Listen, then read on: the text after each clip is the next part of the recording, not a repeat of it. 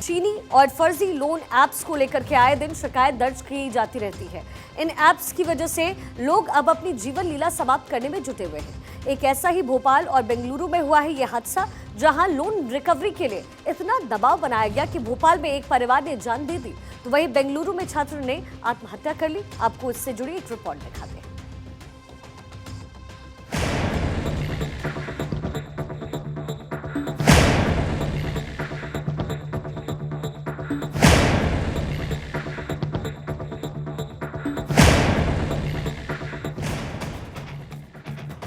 दो तस्वीर और दोनों जगह पर एक ही कहानी, कर्ज के जाल में फंसकर खुदकुशी। भोपाल में जहां एक परिवार ने आत्महत्या कर ली, तो बेंगलुरु में एक छात्र ने अपने जीवन को खत्म कर दिया।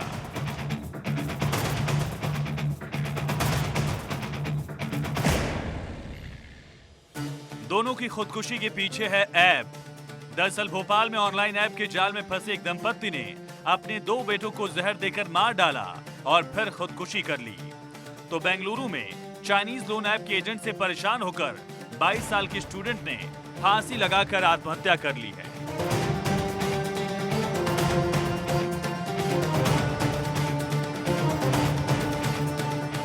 ये तस्वीर भोपाल की है। निजी इंश्योरेंस कंपनी में काम करने वाले भूपेंद्र विश्वकर्मा के परिवार की तस्वीर। भूपेंद्र विश्वकर्मा अपने दो बेटे और पत्नी के साथ हंसी खुशी जीवन बिता रहे थे, लेकिन कोलंबिया बेस्ड ऐप के चक्कर में ऐसे फंसे कि पहले अपने दोनों बेटों को जहर देकर मारा और फिर पति पत्नी ने खुदकुशी कर ली।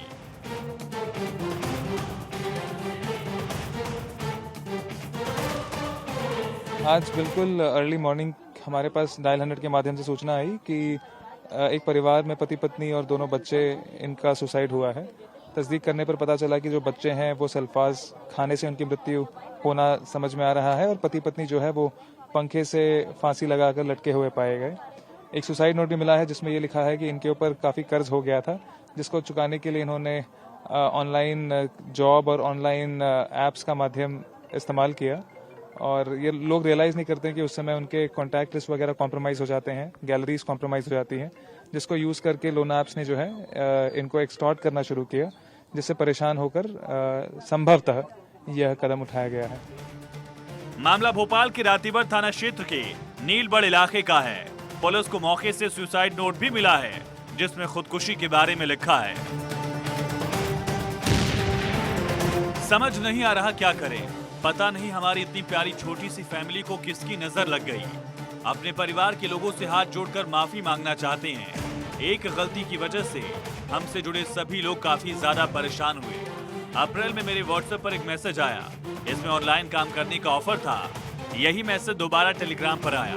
थोड़े से पैसे और अपनी जरूरतों के चलते मैं इसके लिए तैयार हो गया। ज्यादा समय भी नहीं देना था, इसीलिए काम शुरू कर दिया।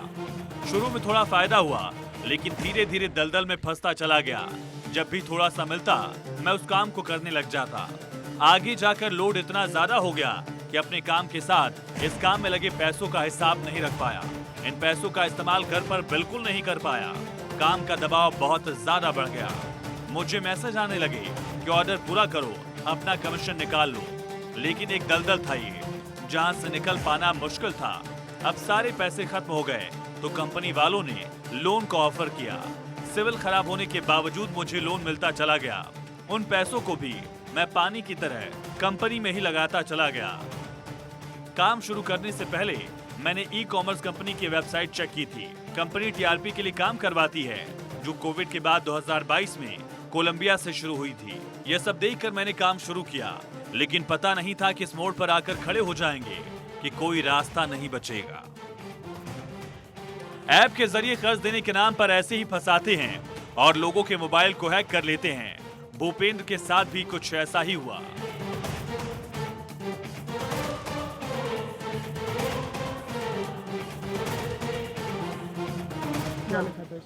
यही सब था, लिंक वगैरह का था और बोले कि मतलब वो यही बोले कि क्या बोलते हैं, मैं सुसाइड कर रहा हूँ करके। बस वो बोले किसी को बोलना परेशान नहीं हो।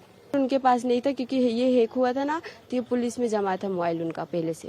उन्हें करी थी। अब मुझे नहीं पता क्योंकि अब वही नहीं है तो वो क्या बताएंगे। यही पता था कि उन्हें शिकायत करी है। भोपाल की तरह ही बेंगलुरु में पढ़ाई करने वाले तेजस ने भी खुदकुशी कर ली। तेजस एक चाइनीज लोन ऐप के जाल में फंसा और पैसा लौटा नहीं पा रहा था। पैसा नहीं देने पर तेजस को उसकी तस्वीरें वायरल करने की धमकी दे रहे थे। तेजस ने डेथ नोट में लिखा,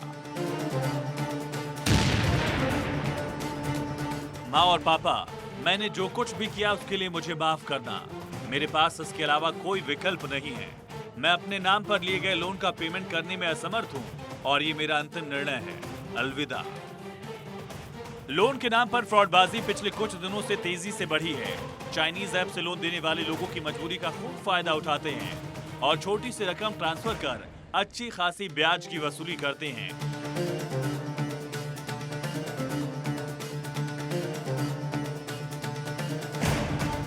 चीनी लोन ऐप्स कैसे लोगों को शिकार बनाते हैं, आपको बताते हैं। मोबाइल पर एक लिंक भेजते हैं, इस लिंक को ओपन करने के लिए कहते हैं या फिर कुछ लोग मोबाइल पर ऐप डाउनलोड करते हैं। इस दौरान कॉन्टैक्ट्स, इमेज, एक्सेस की परमिशन देनी होती है। 2 से 5 हजार रुपए जैसे छोटे अमाउंट का लोन देते हैं। कुछ दिनों के बाद लोन लौटाने के लिए कहते हैं। लोन नहीं लौटाने पर काफी ज्यादा ब्याज वसूलते हैं। परमिशन के बहाने फोन का डेटा चुरा लेते हैं। लोन की उगाही के लिए लोगों की ब्लैकमेलिंग करते हैं। धमकाने के लिए लोगों की मुफ्त तस्वीरें रिश्तेदारों को भेजते हैं। इस शोषण से बचने के लिए तो कई लोग ज्यादा से ज्यादा ब्याज के साथ रुपया लौटा देते हैं और कई ऐसे हैं जिनके पास खुदकुशी के अलावा कोई दूसरा रास्ता नहीं बचता। भोपाल और बेंगलुरु में भी यही हुआ, जहां एक खस्ता हुआ परिवार और दूसरी जगह पर छात्र ने अपनी जीवन लीला समाप्त कर ली।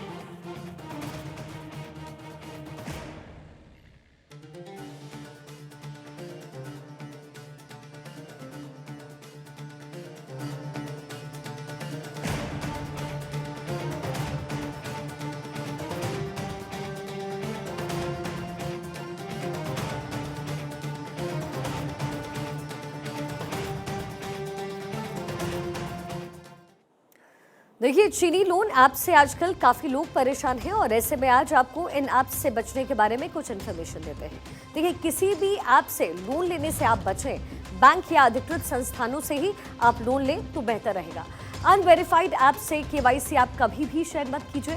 फ्रॉड की सूचना आप फौरन पुलिस को दीजिए या फिर आरबीआई को आप दे सकते हैं। ब्लैकमेलिंग का दबाव और जब आप पे हो तो पुलिस का सहारा आप ले सकते हैं। और ये कुछ वजह हैं जिसकी वजह से हम ये कह रहे हैं, क्योंकि जिस तरीके से फ्रॉड का मामला दिन प्रतिदिन सामने आ रहा है, लोगों को अपना परिवार खोना पड़ रहा है और यही वजह है कि ऐसे ऐप से आपका बचना बेहद जरूरी है। चलिए अब आगे बढ़ते हैं, बात करते हैं दिल्ली एनसीआर की। देखिए, दिल्ली में हर सड़क पर ऐसा सैलाब देखने को मिल रहा है कि पूरे देश की निगाहें टकटकी लगाकर के राजधानी की तरफ देख रही है। ऐसी तस्वीर पिछले 4 दशक में किसी ने देखी ही नहीं। आज आलम यह है कि दिल्ली का बड़ा इलाका पानी में जलमग्न नजर आया है। दिल्ली डूब चुकी है। पानी से परेशान दिल्ली वासियों को पीने का पानी भी मुहैया नहीं करवाया जा पा रहा है, क्योंकि बाढ़ की वजह से 3 वाटर ट्रीटमेंट प्लांट को बंद करना पड़ा है। अब आपको एक रिपोर्ट दिखाते हैं।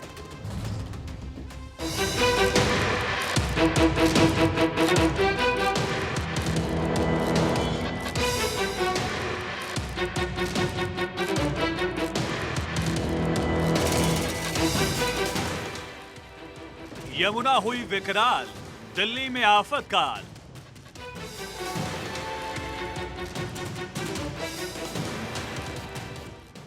यमुना में बढ़ रहा पानी, अब की बार खतरा काफी भारी।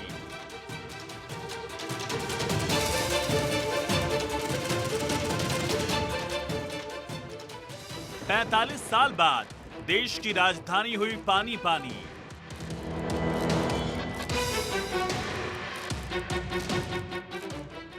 पल पल बढ़ता उफान, आफत में लोगों की जान। हथिनी कुंड से आया सैलाब, दिल्ली में हाहाकार।